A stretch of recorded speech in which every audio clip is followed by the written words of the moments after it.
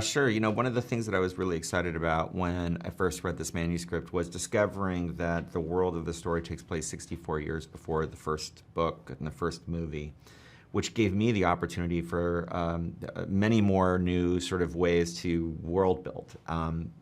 To figure out how to do a period piece was really, really exciting, and I enlisted production designer Uli Hanisch, who's German-based, and together we decided to sort of focus on kind of Reconstruction era Berlin right after World War II, since our story takes place just years after the dark days of war itself. And what that gave us was a sort of a look at what a city would look like with the rubble in the streets and the sort of reconstruction of old buildings and the erection of new buildings and that might lead into Panem. But it also gave us an opportunity to look at the more rudimentary nature of technology and how people would look differently in terms of their clothes. And we looked to that same era, the 40s and the 50s, for references of automobile design and clothing and hair and makeup. And so really, really fun. And it very much feels like a Hunger Games movie, but the world feels entirely new and fresh. Another one of the things that really drew me to wanting to do this project is we get to tell the origin story of a villain. And this is a character that everybody knows from the first books and the first movies and who everybody has learned and loved to hate. And so the challenge was to find a way for us to visualize and dramatize a very different kind of story. And so we find Snow at a much younger age. He's near the end of his high school years. He's hoping to go to college. But what we discover is that his family has fallen from grace, and they actually don't really have any money, and he doesn't sort of exist in the same hierarchy.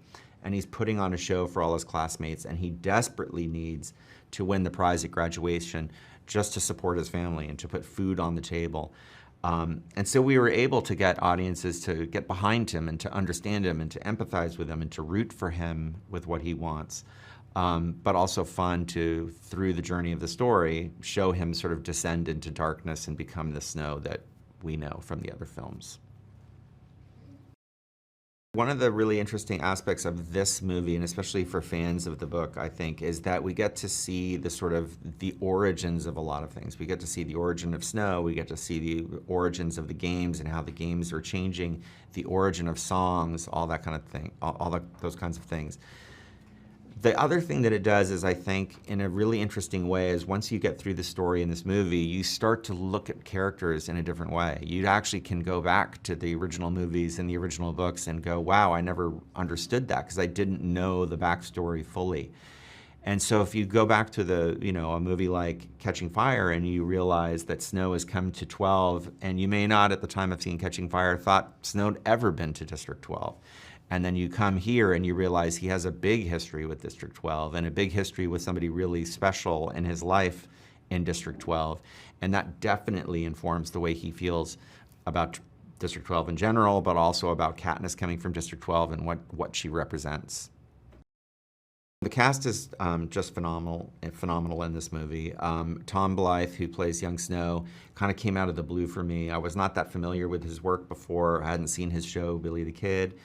And his audition came in kind of late in the game, and he really just blew everybody out of the water. I think one of the first things I was kind of drawn to, the physical side with the big blue eyes that, Donald Sutherland has, and I could see there could be some similarities. He could grow into looking and feeling like a Snow. But he's an amazing actor. He's a Juilliard-trained guy. He's really good at his craft. We knew he'd be able to play all the emotional aspects of the journey we needed him to go on. But what's most important for me is that he has an intelligence and a sophistication about him and a sense of control. And that was really important in believing that he could become somebody like Donald Sutherland's version of Snow. The department heads are fantastic. I mean, many of the people I've worked with a lot before, Yo Willems, who I go back to the music video days with, was the cinematographer. So we have a great shorthand and have sort of grown into a certain working style together and a certain visual style together. So that was fantastic. Trish Somerville, costume designer, she and I also go back to the video days and have done lots and lots of work together. The new addition is Uli Hanisch, who is a German-based production designer. And for me, that was a fantastic partnership on this movie, just because we were creating a brand new world, And he and I got to sort of team up and kind of craft what this kind of post-war Reconstruction era Panem looked like. And ended up being sort of guided by that era itself, the 40s and the 50s, and how that informed hair, makeup, wardrobe, styling, the look. And so that ended up sort of informing a lot of conversations that I had with Trish or with Yo or with props or, the music department, everything. I think Hunger Games franchise fans will love the film as a whole. I think that it stands alone as a very fresh and very unique and very relevant Hunger Games movie. But I think fans, compared to sort of new people coming in and discovering this movie for the first time without having read the other books, will have this kind of added layer of the sort of nostalgic connections, right? Because we're seeing origins of things that are familiar, they're going to find real joy in that. And to sort of discovering new meanings to lines of dialogue or the songs or getting to see things like the hanging tree for the first time.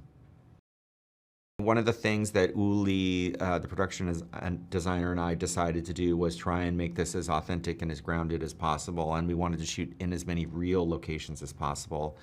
We only built really one set, which was Snow's apartment. Everything else was filmed on locations or in locations, and we had some building and some augmenting that we did to these locations, but it was just great because we could, have sort of immersive experiences for all the cast members and all the scenes.